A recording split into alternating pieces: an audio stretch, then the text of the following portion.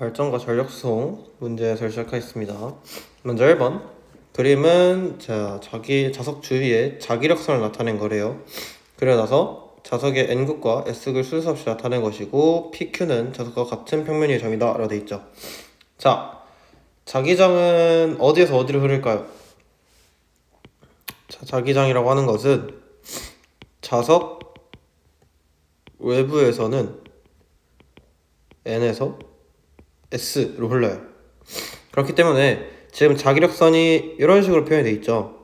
이런 식으로. 그렇기 때문에 A가 N극이 되고 B가 S극이 되겠죠. 왜냐면 S극으로 들어가야 되니까. 그래서 이렇게 들어가는 표시가 있는 B가 S극이 되겠죠. 그래서 B는 S극이 될 거고, 자기장의 세기는 P에서와 Q에서보다 크다라고 되어 있죠. 자, 자기장의 세기는 어떻게 비교하냐면, 자기장의 세기는 자기력선의 촘촘할수록, 항상 자기력선이 촘촘할수록 자석의 세기가 커지게 됩니다. 그렇기 때문에 P점과 Q점을 비교했을 때 P보다 Q에서 좀 더 듬성듬성하게 되어 있는 걸 알 수 있죠. 그렇기 때문에 P가 자기장의 세기가 더 세다는 것을 확인할 수 있겠네요. 디귿 자기장의 방향은 P에서와 Q에서가 같다라 되어 있죠. 자, 자기장의 방향은 P는 요거의 이제 곡선에 접하는 직선 그쪽 방향이고, Q도 이렇게 접하는 직선 방향이기 때문에 따라서 둘의 방향이 서로 다르다라는 것을 확인할 수 있겠네요. 그래서 정답은 2번이 되겠습니다. 자, 다음 2번 자석의 S극을 코일 내부로 향하게 하고 자석을 코일에 가까워지는 쪽으로 움직였대요. 그랬더니 다음에 결과를 얻었다. 자, A 쪽으로 움직였다 라고 돼 있죠. 자, 그러면 지금 봅시다. S를 가까이 가져가게 되면 얘는 지금 자석이 이렇게 S 쪽으로 들어가는 방향으로 자기장이 형성이 돼 있죠. 그렇기 때문에 S가 가까이 가게 되면 자기력선이 늘어날까요, 줄어날까요? 늘어나겠죠. 그래서 얘는 이쪽으로 이런 식으로 자기장이 형성이 됩니다. 그러니까 지금 요거를 자세히 보면 지금 S 방향이 이렇게 들어가는 자기장들이 개수가 늘어나고 있어요. 그쵸? S가 가까이 가져가게 되면은 요 근처는 촘촘해지기 때문에 코일 속으로 들어가는 자기력선의 수가 많아지겠죠? 근데 이 코일에 흐르는 유도 전류라고 하는 것은 이거를 방해하는 방향으로 자기장이 생기고 그 자기장에 따라서 전류가 생기는 거예요. 그렇기 때문에 얘한테 코일의 자기장은 이런 식으로 생기겠죠? 그러면 코일 자체에서는 위쪽이 S, 아래쪽이 N극이 형성이 되면서 이런 식으로 A 방향으로 검류계가 움직인 겁니다. 그래서 봅시다. 자석을 가만히 놔두고 코일을 자석에 가까워지는 쪽으로 움직인다고 하면은 같은 방향으로 움직이겠죠. 왜냐면 S를 가까이 가져가는 거나 이 코일 자체를 가까이 가져가는 거나 서로가 가까워지는 건 똑같으니까. 그래서 기억 맞고, 자석을 뒤집어서 극을 반대로 하고 자석을 코일에서 멀어진 쪽으로 움직인대요. 자, 극을 반대로 하는 것은 코일 자체에서 코일을 가만히 냅두고 자석을 이런 식으로 빼는 거죠.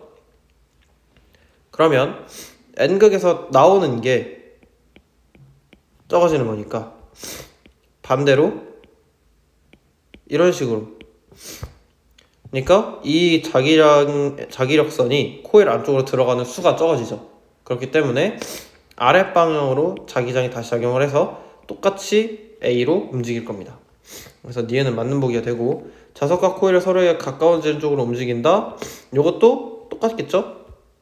얘랑 얘를 이렇게 서로에 가까워지는 쪽으로 움직이는 거니까. 그래서 정답은 5번이 되겠습니다. 자, 3번. 솔레노이드 중심축을 따라서 운동하는 막대 자석이 솔레노이드를 통과하기 전후의 모습을 나타내는 거래요. 자, 막대 자석이 이렇게 움직였더니 전에는 A에서 B로 움직였대요. 이렇게. 그러면 전류가 B에서 감겨서 올라가는 거니까 자기장은 어떻게 생기죠? 자기장은 이렇게 생기죠. 그러면 아래쪽이 N극이고 위쪽이 S극이라는 사실을 확인할 수 있고, 그렇게 되니까 A가 S극이고 이 위쪽이 N극이다 라는 사실을 확인할 수 있겠네요. 그럼 똑같이 N극과 S극을 하면 N극이 멀어지는 거니까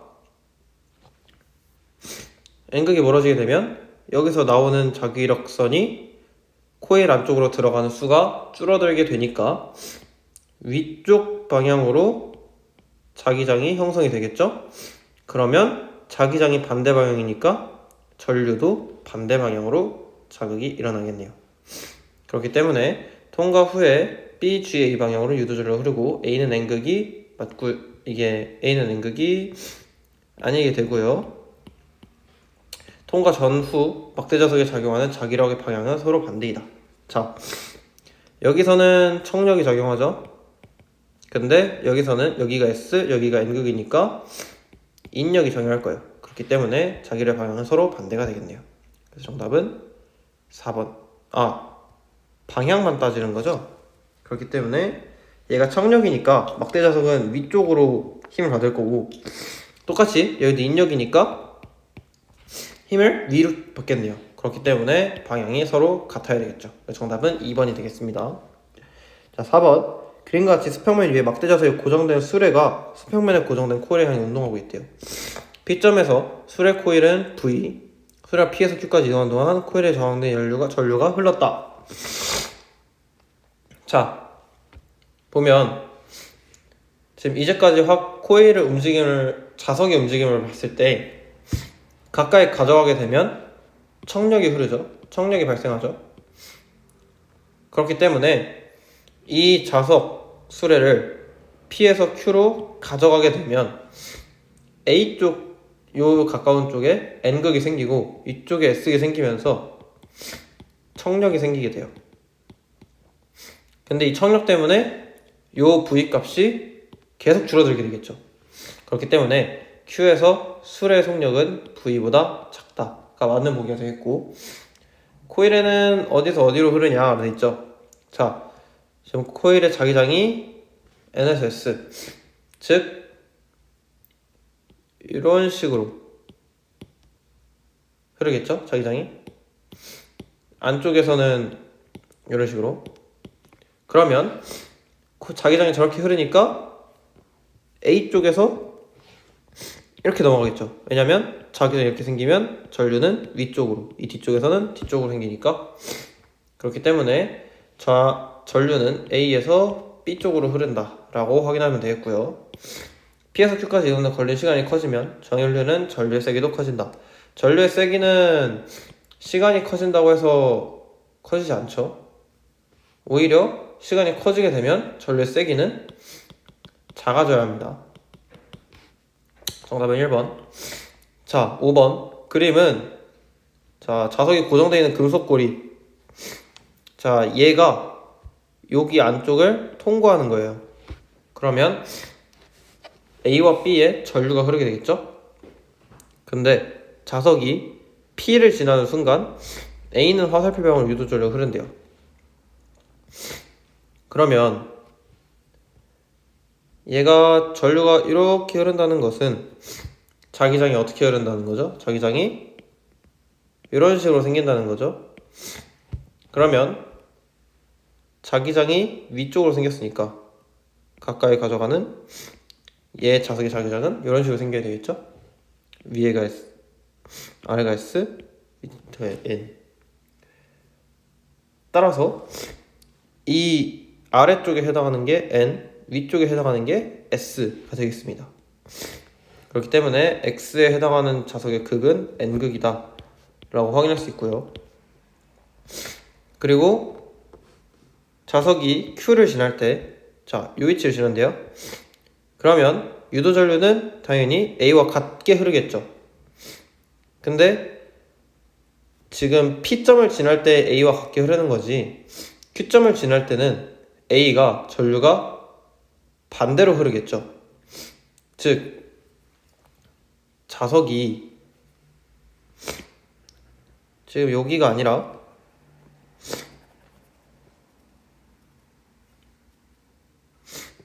이 위치에 있다면, 여기가 S고 여기가 N이라면, A 위치에서는, A의 관점에서는 S 쪽으로 자기장이 이렇게 들어가니까 그 들어가는 양의 자기력 선수가 줄어들겠죠. 그렇기 때문에 얘는 자기장이 이렇게 생기지만 여기서는 자기장이 이렇게 나오니까 이걸 방해하기 위해서 이런 식으로 자기장이 생길 거예요. 그렇기 때문에 A에서는 시계 방향으로 전류가 흐른다면 B에서는 반시계 방향으로 전류가 흐르겠죠. 그래서 다른 방향으로 흐르게 됩니다. 자석의 중력의 위치 에너지는 자석이 P를 지날 때가 R을 지날 때보다 크다.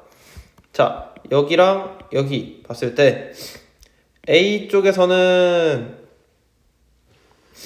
이 중력에 의한 위치 에너지만 보고 따지는 거잖아요. 그러면 P점과 R점의 높이 차만 보면 돼요. 지금 보면은 P가 더 높이 있죠? 그렇기 때문에 요만큼에 해당하는 위치 에너지를 P가 더 많이 가지고 있다는 거죠. 그렇기 때문에 디귿은 맞는 보기가 되면서 정답은 2번이 되겠습니다. 자, 다음 6번. 자석 A를 수평면에 고정된 솔레노이드에서 멀어지는 방향으로 움직였더니 정지했던 B가 솔레노이드에서 멀어지는 방향으로 움직인다 라고 되어 있어요. 자, 얘가 S극이 이런 식으로 멀어지고 있죠. 그러면 솔레노이드 자체에서는 왼쪽이 S, 오른쪽이 S로 변해요. 그리고 그랬더니 B 자체에서는 B가 멀어졌다 그랬으니까 B가 솔레노이드 가까운 쪽은 S극, 먼 쪽은 N극이 되겠죠. 그래서 일단 기억이 맞는 보기가 되겠고요. 솔레노이드 흐르는 전류 방향. 자, 자기장이 이런 식으로 생길 거니까 전류는 P에서 Q로 흐르겠죠. 자, 그리고 디귿 자석 A를 빠르게 움직여서 코일에 흐르는 전류의 세기가 커지겠죠. 정답은 5번이 되겠습니다. 자, 다음 7번. 그림 가는 검유계를 연결한 코일 주위에서 자석을 운동시키는 것을 나타낸 거래요. 자, 떨어진 거리가 가까워졌다가 다시 멀어졌다가 다시 가까워졌죠. 그러면 이걸 통해서 확인하면은 여기 이렇게 잘리죠. 그리고 T2, T1, T3는 각각 2점이고, 그래서 T1일 때 화살표방으로 검유계 유도주로 흐르는 데 있죠. 자, 봅시다. 일단 떨어진 거리가 T1에서는 거리가 점점 가까워지고 있음을 확인할 수 있죠. 그러니까 얘가 이렇게 움직이고 있는 거예요. 그러면 이쪽에 S극이 생기고 이쪽에 N극이 생기면서 자기장은 이런 식으로 생기게 될 거고, 자기장이 왼쪽에서 오른쪽 흐르니까 전류는 반대 방향으로 움직이겠네요. 자, 그리고 니은 검유계는 유도전류 세기는 T1과 T2와 같다. 자, T1이랑 T2 보면은 떨어진 거리에 따라서 시간에 따른 떨어진 거리의 이동 거리를 확인해 보면 속력은 T1 쪽이 빠를까요? T2 쪽이 빠를까요? 속력은 당연히 T1 쪽이 빠르겠죠. 그러면 속력이 빠르다고 하면 그만큼 전류의 세기는 커지겠죠. 그래서 니은도 틀린 보기가 돼요. T3일 때 자석과 코일 사이에는 서로 밀어내는 자기력이 작용한다. 자, T3 가까워지고 있죠? 그럼 가까워지는 거니까 T1과 똑같은 반응이 일어날 거예요. 그러면 S가 가까이 가져가는데 S가 생겼으니까 서로가 서로를 밀어내는 척력이 작용하겠네요. 정답은 2번이 되겠습니다. 자, 다음 8번. 균일한 자기장 영역에 원형 도선이 일정 속도로 진입하는 순간을 나타낸 거래요. 자, 균일한 자기장 영역. 자, 아래쪽으로 종이 화면 쪽으로 들어가는 형식의 자기장이 형성되어 있죠. 그러면 유도 전류는 어떻게 생길까요? 지금 원래는 자기장이 흐르지 않던 곳에 자기장이 아랫 방향으로 생기게 되니까 이것을 방해하기 위해서 오히려 나오는 쪽으로 자기장이 형성이 되겠네요. 그러면 이런 식으로 돌겠죠? 그래서 시계 방향이 아니라 반시계 방향으로 전류가 흐른다라고 확인할 수 있고요. 원형도선의 점 A가 자기장 영역에 들어가는 순간부터 점 B가 자기장에 나갈 때까지 유도기전력, 자 V값, 자 A가 여기로 들어가고 나서부터 B가 여기로 나갈 때까지는 요 일정한 면적 안에 일정한 자기장이 형성이 돼 있죠. 그렇기 때문에 자기장이 변화가 생기지 않아요. 그렇기 때문에 유도기전력은 0이 될 수 있겠죠. 디귿, 그림의 순간부터 원형도선 왼쪽 끝이 자기장 영역에 들어가기 전까지, 자 여기가 요 안에 들어갈 때까지 원형도선에 생긴 유도기전력은 일정하다. 자 일정할까요? 아니죠. 일정하지 않죠. 왜냐면 이렇게 들어올 건데 일정한 속도라고 하면 면적이 달라지잖아요. 지금 원이기 때문에 지금 보면 일정한 속력으로 간다 하더라도 이렇게 잘릴 거잖아요. 그러면 여기 면적이랑 같을 수가 없죠. 그렇기 때문에 계속 B에서 중간까지 갔을 땐 커졌다가 중간에서 A까지 갈 때는 다시 작아지는 그런 현상을 이제 생기게 됩니다. 그래서 정답은 2번이 되겠죠. 자 다음 9번, 그림은 자석 사이에 코일이 회전할 때 코일의 전류가 흐르는 발전기를 나타낸 거래요. 자 그러면 자석 외부니까 N에서 S 쪽으로 일단 자기장이 이렇게 흐르죠. 그리고 나서 코일이 움직이고 있죠. 위쪽으로 아래쪽으로 힘을 받고 있네요. 그럼 전류가 흐르겠죠. 전류가 어떻게 흐를까요? 자기장과 전류가 있으니까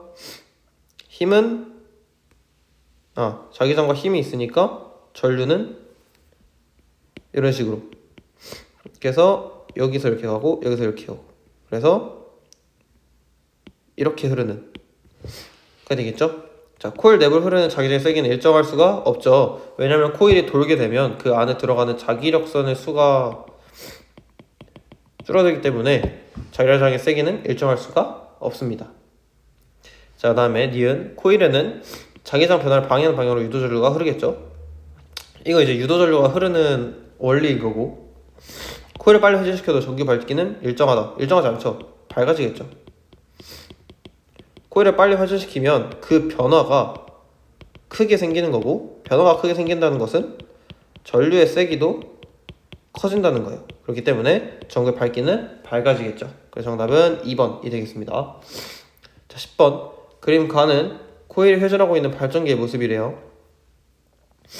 자 얘가 이렇게 힘을 받죠.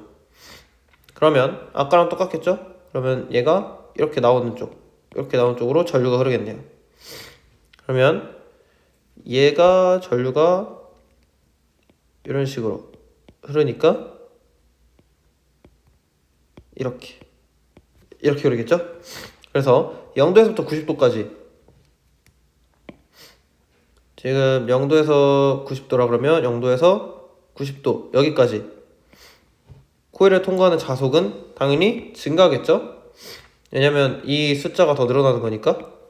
0에서 270도, 즉 여기서 이렇게 돌아가서 여기부터 360도까지 돌 때 자속은 당연히 감소하겠죠. 왜냐면 얘가 이렇게 움직이는 거니까. 0에서 360도까지 회전할 때 코일을 흐르는 전류의 방향은 얘가 0에서 90도까지 갈 때, 우선 0에서 90도까지 갈 때 자속이 증가하니까 한번 생기고, 다시 감소하니까 요것 때문에 또 생기고, 여기서 다시 올라갈 때 증가하니까 바뀌고, 한 번 더 감소하는 걸로 바뀌고, 그래서 증가, 감소, 증가, 감소가 되면서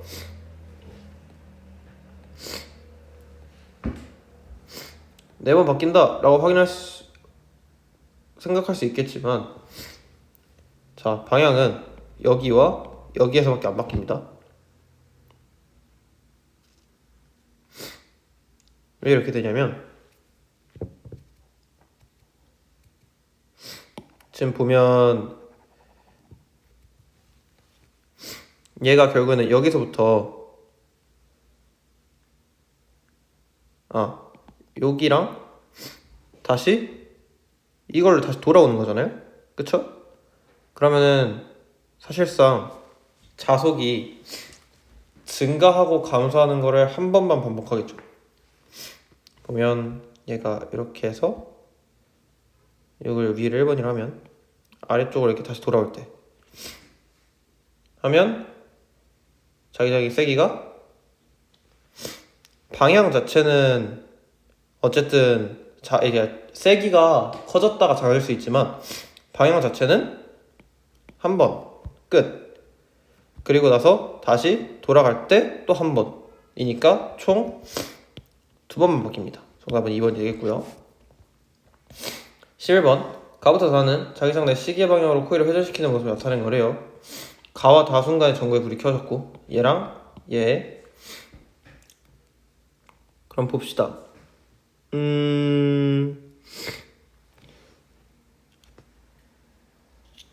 자석사의 자기장의 세기를 봅시다. 가랑 나랑 비교했을 때 자기장의 세기는 누가 더 클까요? 똑같겠죠. 똑같은 자석 썼는데. 그쵸? 그러면 가보다 나가 큰 게 아니라 일정합니다. 가에서 나가 될 때 코일을 흐르는 유도 전류의 방향은 Q에서 P다. 자, 힘을 위쪽, 아래쪽으로 받고 있으니까 전류는 P에서 Q로 이동합니다. 지금 보면은 자기력선이 증가하죠. 자기력선이 이렇게 가는 게 증가하니까 반대 방향으로 생기겠죠? 그렇기 때문에 Q에서 P 쪽으로 이렇게 움직이겠네요.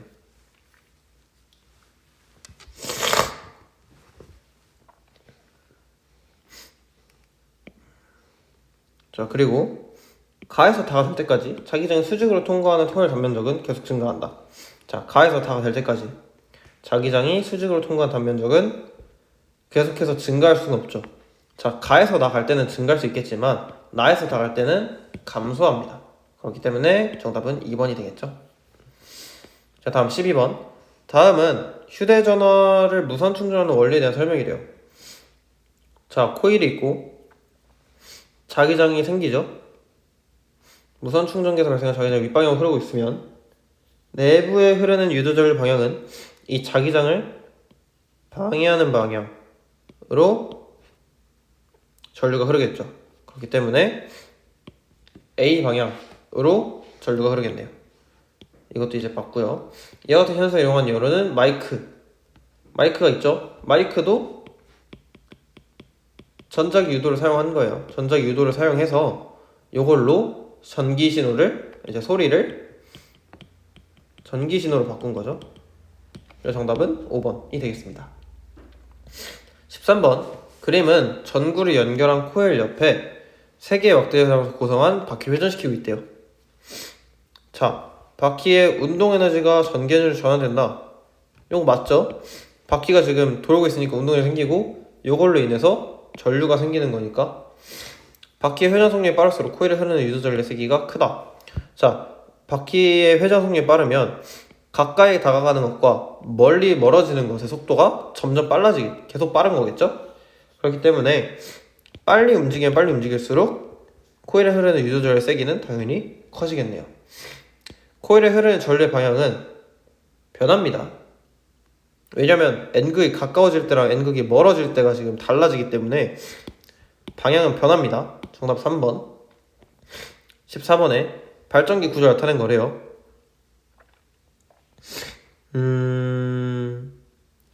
바퀴가 회전하면 코일을 통과하는 자기장이 변한다.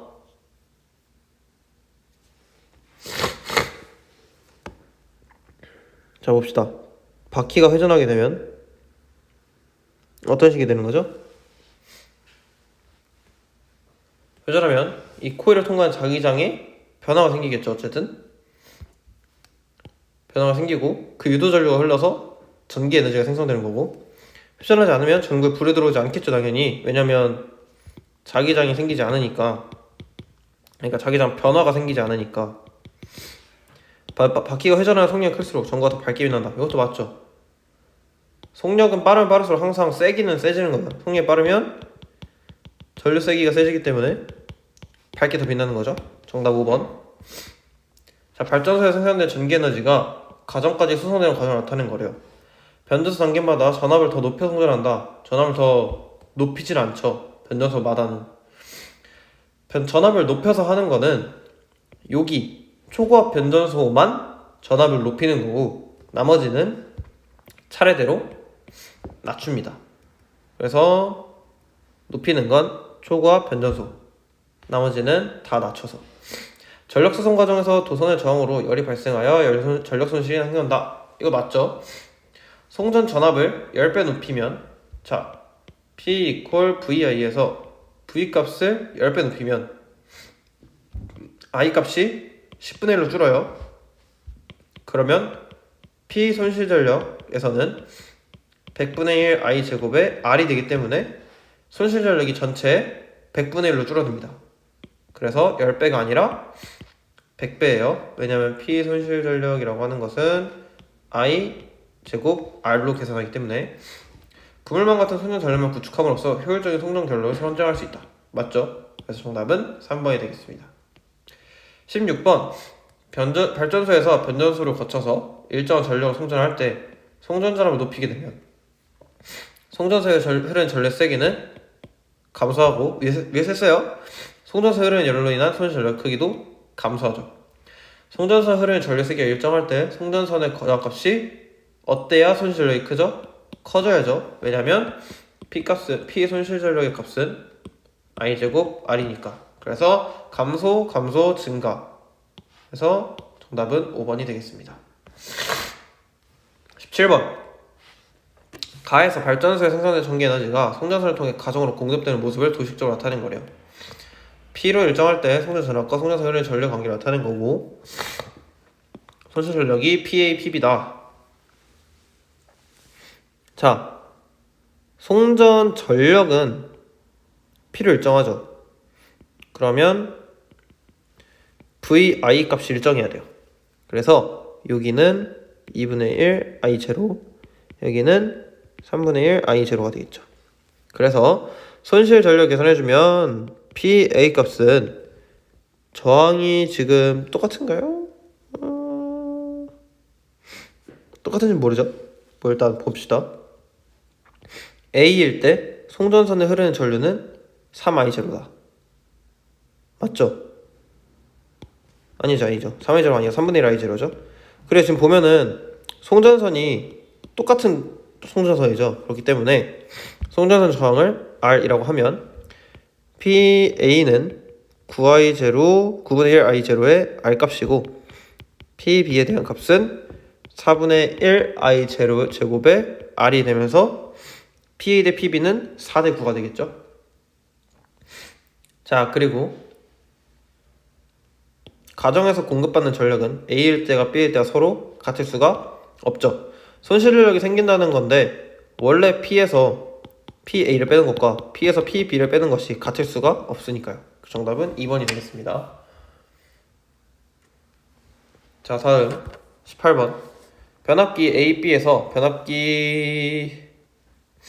송전 전력 P를 저항값이 각각 4R, 3R인 송전소 A, B를 통해 각각 손전하는 모습을 나타내는 거고, 표 나는 A, B의 1차 코일에 걸린 전압, 1차 코일과 2차 코일의 가분수를 나타내는 거래요. 자, 가분수에 비례해서 뭐가 변하죠? 전압과 전류가 변합니다. 그러면 1차 코일이랑 2차 코일의 비율은 어떻게 될까요?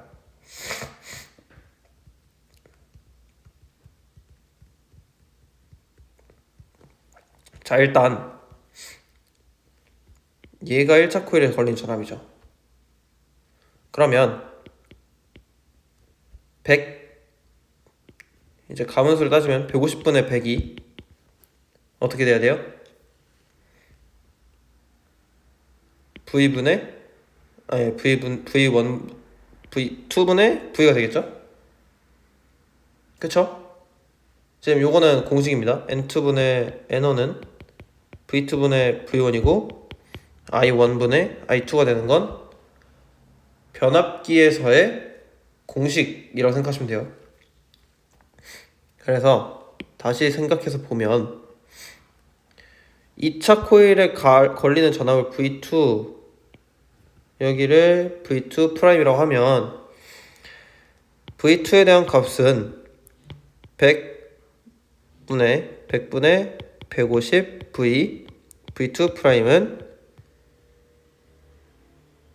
150분의 225V이기 때문에 둘이 1대1이죠. 그렇기 때문에 V2와 V2 프라임은 같다가 되어 있습니다. 그래서 유도제의 전압은 같을 수가 있고요. 송전선에서 유도되는 전류의 세기는 A와 B와 같다. 자, 송전선 여기 A와 B를 통해서 송전하는 모습을 나타내는 거래요. 여기서 4의 송전선을 통해서 이렇게 내보내는 거죠. 이렇게. 그러면 전류의 세기를 봅시다. 어쨌든 똑같은 V2와 V2로 내보내는 건데 P equal V2 I 이렇게 하면 어쨌든 전류의 세기는 똑같아요. I랑 I로. 그러면 I 제곱의 4R이고 한쪽은 I 제곱의 3R이겠죠? 일단 이거는 같다라고 할 수 있고, 그리고 송전선에 손실되는 전력은 A가 B의 3배이다. 3분의 4배이다. 자, A쪽은 I제곱, 그러니까 4I제곱 R만큼 손실되고 B는 3I제곱 R만큼 손실되니까 3분의 4가 맞죠? 정답 5번이 되겠습니다. 19번 그림은 발전소 A와 B에 생산한 전력을 각각 송전선 A, B를 통해서 소비지를 정전하는 모습이래요. 자, 얘가 3P로 줬어요. 근데 송전전압이 2I죠? 2V죠? 그 송전 전류는 2분의 3I입니다. 얘네 둘이 곱해서 얘가 나오면 돼요. 곱해서 얘가 나오면 되니까 2I 곱해서 나오면 되니까 I. 근데 손실 전력 P1이래요. 그러면 P1은 4분의 9I 제곱에 R 이겠죠? 뭐 R A로 할까요? 얘는 뭐냐면 4I 제곱에 RA가 될 거고 얘는 I 제곱에 RB가 되겠죠. 그럼 봅시다. 기역과 니은의 비율은 1대2가 아니라 2대1일 거고요. 자, 그리고 니은 송전선 AB의 저항 B. 자, 4분의 9I 제곱 RA와 I 제곱 RB가 똑같기 때문에 계산해주면 RA 대 RB는 4대 9가 되겠습니다. 니은 맞고요. 발전소 B에서 4P의 전력을 3V의 송전전압으로 정전할 때 손실을 P3라고 한대요. 그럼 4P의 3V니까 여기서 3분의 4I에 해당하는 게 나오고 요거 제곱에 RB를 계산해주게 되면 9분의 16 I제곱 RB가 되고 요거는 P1의 9분의 16이죠. 그러면 일단 P1 대 여기 9분의 16 P1 그리고 P2는 얘랑 얘를 비교하면 P1 대 P2는 9 대 16이라는 사실 확인할 수 있으니까 얘도 9분의 16 P1 따라서 9 대 16 대 16에 대해서 정답은 5번이 되겠습니다.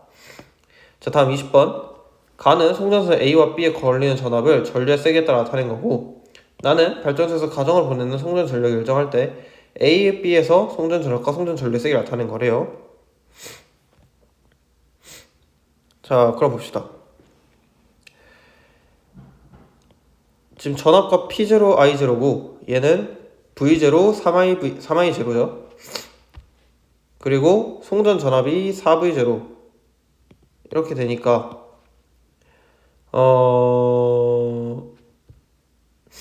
확인해 볼까요?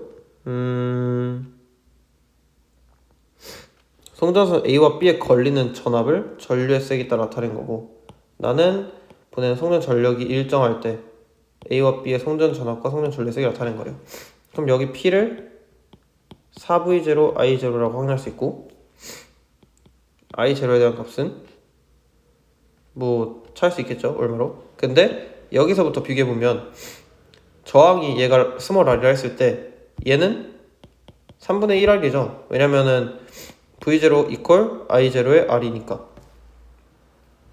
그래서 A가 B의 3배가 맞고요. 송전선에 흐르는 전류 세기는 B가 A의 2배이다. 자, B가 A의 2배 맞죠? 디귿 송전선의 손실 전력은 A가 B에서의 3분의 4배이다. 자, 손실 전력 따져주면은 I0 제곱에 R이고 그리고 B는 4I0 제곱에 3분의 1R이니까 1대 3분의 4. 즉 B에서의 4분의 3이 A가 되겠죠? 그 정답은 3번이 되겠습니다. 21번 그림은 발전소에서 생산된 전력이 송전선을 통해서 가정을 공급되는 것을 나타내는 거래요. 자, 발전소 A에서 EV0를 냈고 I0를 줬어요. 그러면 송전 전력 자체는 EV0 I0죠. 근데 전체 전기의 저항값이 R이래요.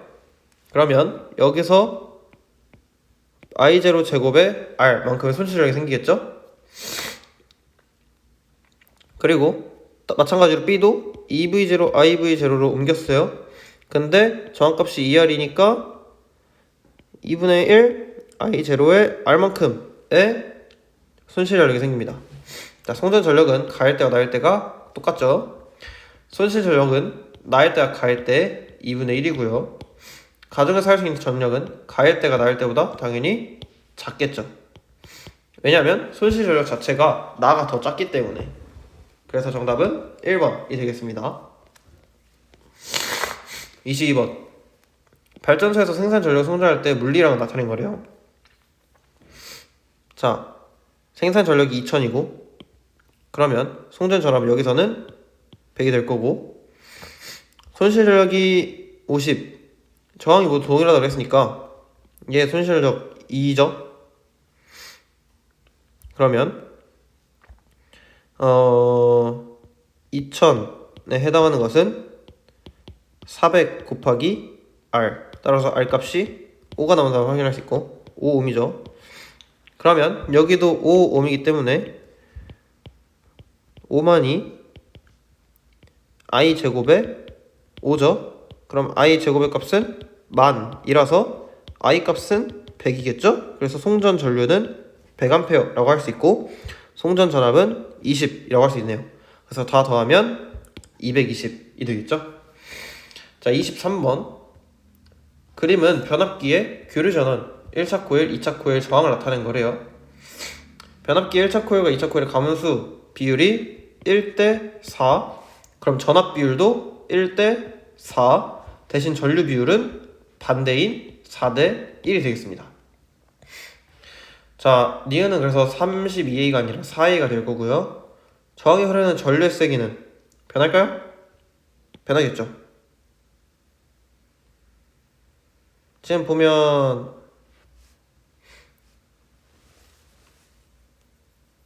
교류 전원이기 때문에 직류 전원이라면 이 저항이 계속 16A 16A, 4A에 해당하는 전류가 계속 흐르겠지만 교류 전원은 방향이 계속 반대로 변하기 때문에 이런 식으로 그래서 일정하지 않아요.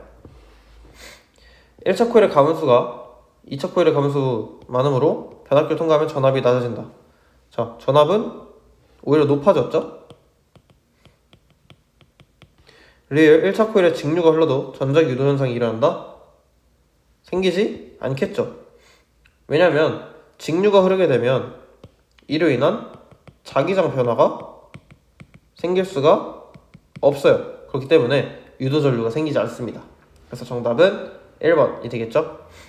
24번 그림은 발전소에서 얻은 전력 P를 변압기 A, 저항이 R인 송전선, 변압기 B를 거쳐서 가정에 공급한대요.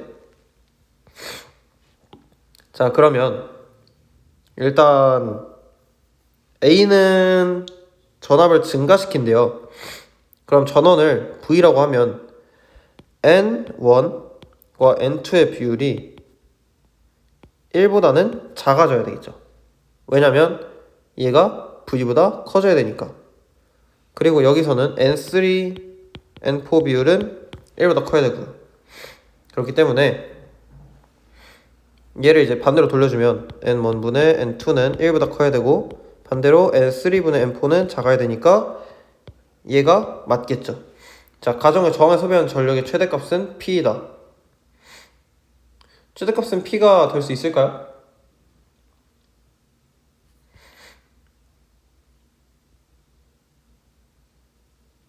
안 되죠. 왜냐하면 소비할 수 있는 전력이 P가 되려면 손실 전력이 없어야 돼요. 손실 전력이 이퀄 0이어야 되는데 손실 전력이 0인 경우는 절대 없습니다. 그렇기 때문에 틀렸고, 디귿 N2가 작을수록 송전사에 흐르는 전력 세기는 감소한다. N2가 작아지면 작아질수록 이 V 값이 작아지겠죠.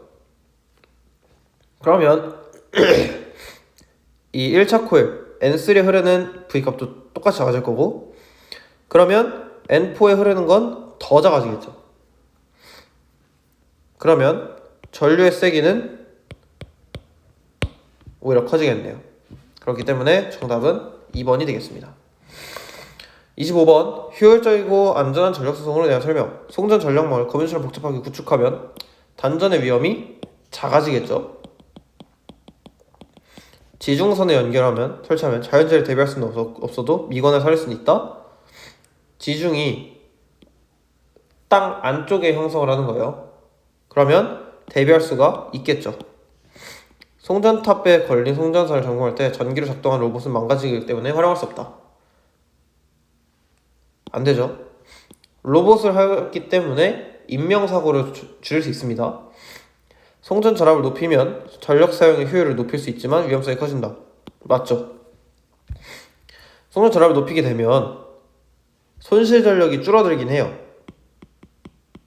근데 전압 자체가 높아지기 때문에 이로 인한 위험성이 커지게 되겠죠. 진행형 전력망을 구축하면 전력을 제어하기는 편하려 하지만 송전 효율이 낮아지는 송전 효율은 높아지겠죠? 송전 효율이 최적화됩니다. 따라서 정답 4번.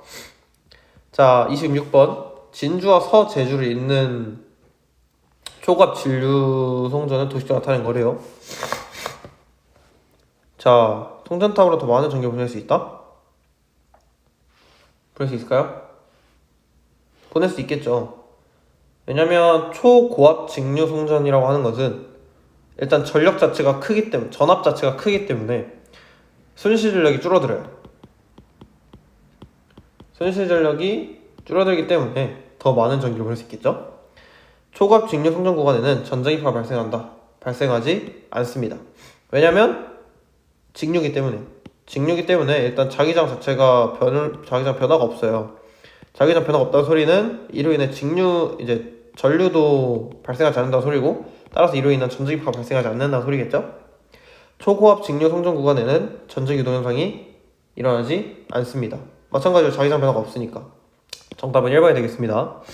자, 그 다음은 화학의 추가적인 문제 4문제 정도 풀 건데요. 자, 27번부터 봅시다. 표는 묽은 염산과 수산 나트륨 수용액을 혼합한 용액이에요. 단위부피당 이온 모형이죠. 자, 봅시다. 그러면 일단 HCl의 농도가 어떻게 될까요?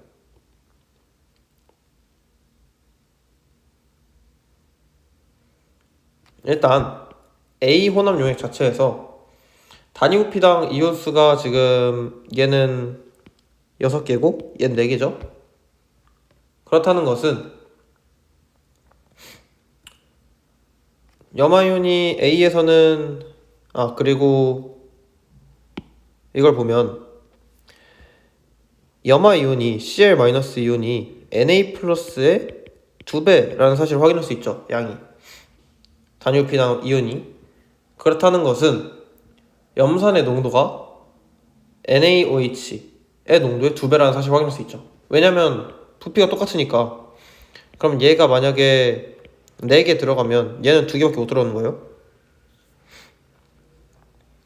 그러면 이게 단위 부피라고 그랬으니까 단위 부피를 저는 1로 볼게요.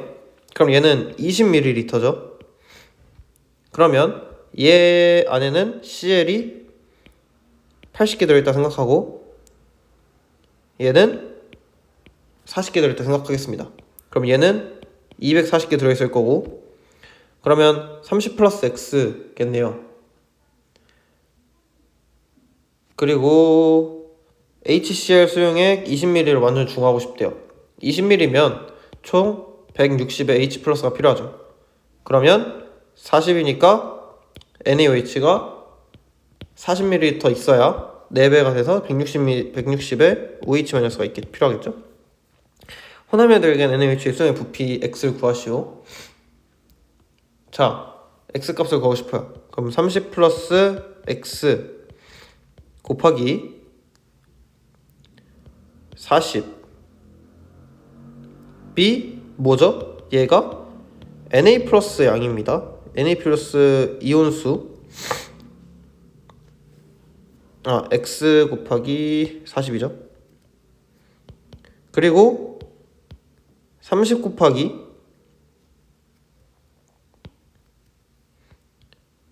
아, 3 곱하기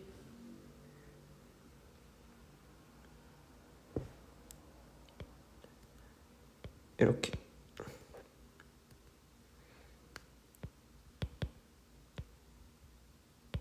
얘가 Cl- 이온수가 되겠고요.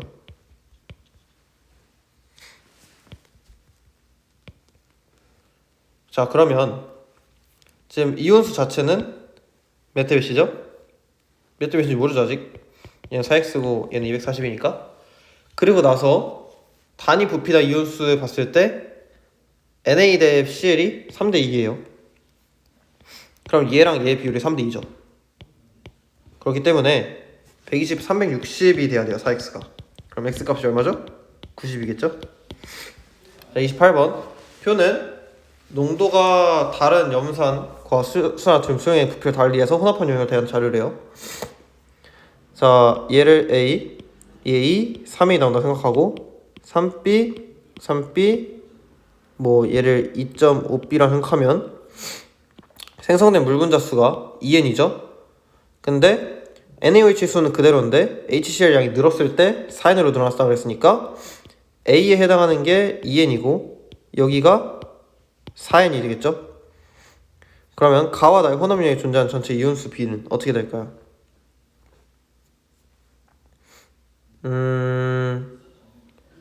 얘가 일단 6N이니까 농도가 같아야 되기 때문에 얘도 똑같이 3A, 25A, 2.5A 되니까 여기는 3N, 6N, 6N, 5N 이렇게 되겠죠?